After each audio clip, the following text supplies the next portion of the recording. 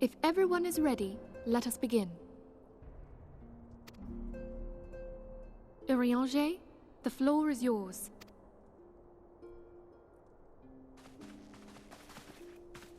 As all here assembled now know, in its final hours as our Order's headquarters, the Waking Sands did play host to a most unexpected visitor. I speak of the Ascian clad in white, Elidibus. Unwelcome though his presence was, his words that day did serve to confirm a truth long suspected, that the Ascians are eternal beings, to whom physical destruction is as a temporary inconvenience. In the intervening time, Urianger and I have striven to discover a means by which the Ascians might more permanently be slain. And 'tis my belief that we have found the thread that will allow us to unravel the twisted skein of their existence. In the moments prior to Leviathan's most recent manifestation, the Sahagin elder who summoned him was observed to undergo some manner of ascension. The etheric readings taken by Y'shtola at the time of this transfiguration have proven most enlightening. The disruption to the flow of ether was sudden and dramatic. So tangible was the agitation, I scarce had need of my goggles. The significance of Y'shtola's readings might better be understood in the context of mine own, taken at the instant of the Lord of Levin's demise. Unlike the Primal, the Sahagin was not subject to etheric dissipation.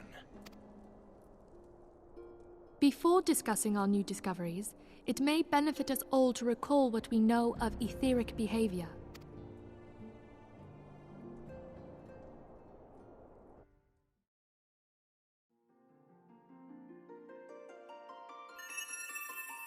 Let us begin at what some might call the end.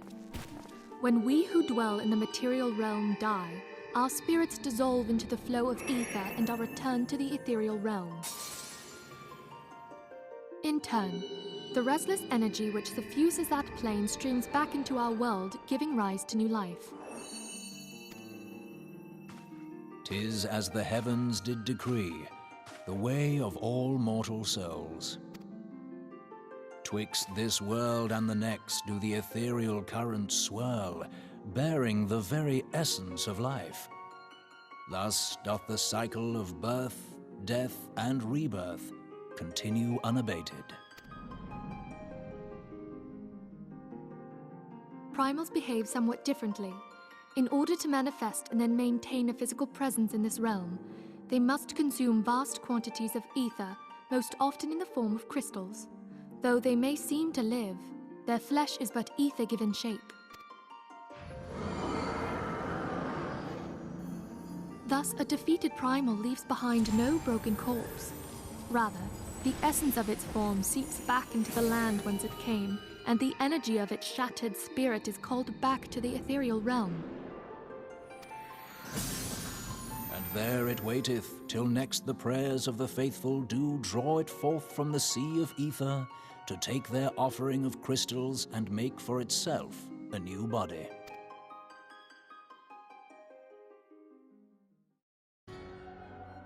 Which brings us on to the third group, the so-called immortals. They exist in a manner all their own.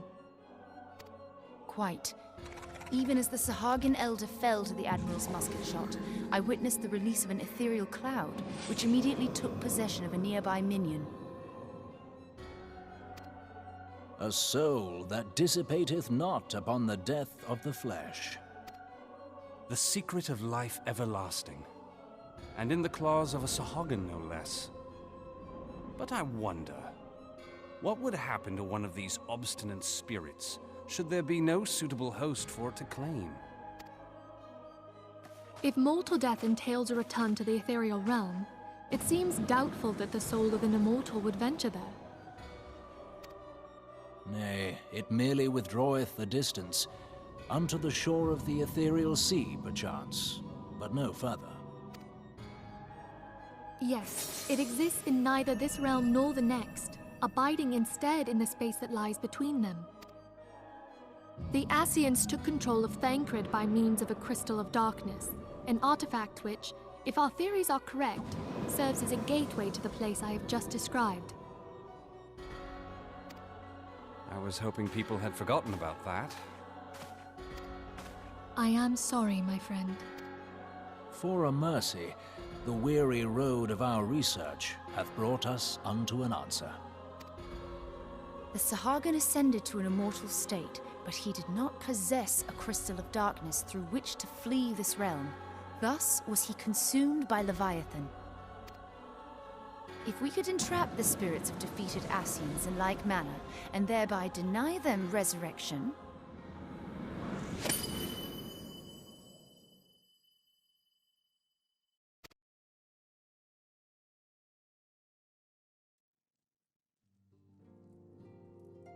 Therein lieth the path to victory. Thou art most perceptive, my lady. Only when we have trapped the bodiless soul within an ethereal prison can we hope to defeat its unnatural constancy. Thus might even an eternal paragon be consigned to oblivion. These feats are, of course, far easier said than done. At present, we lack a viable means to entrap and extinguish an Ascian soul. Yet, I believe it to be possible. The pieces of the puzzle lie before us.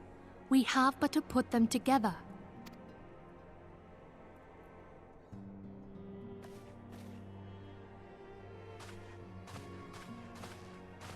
I will depart at once to convene with the sages of Sharlayan. Together shall we divine the steps by which our goals may be achieved. I have the utmost faith in you, Archon.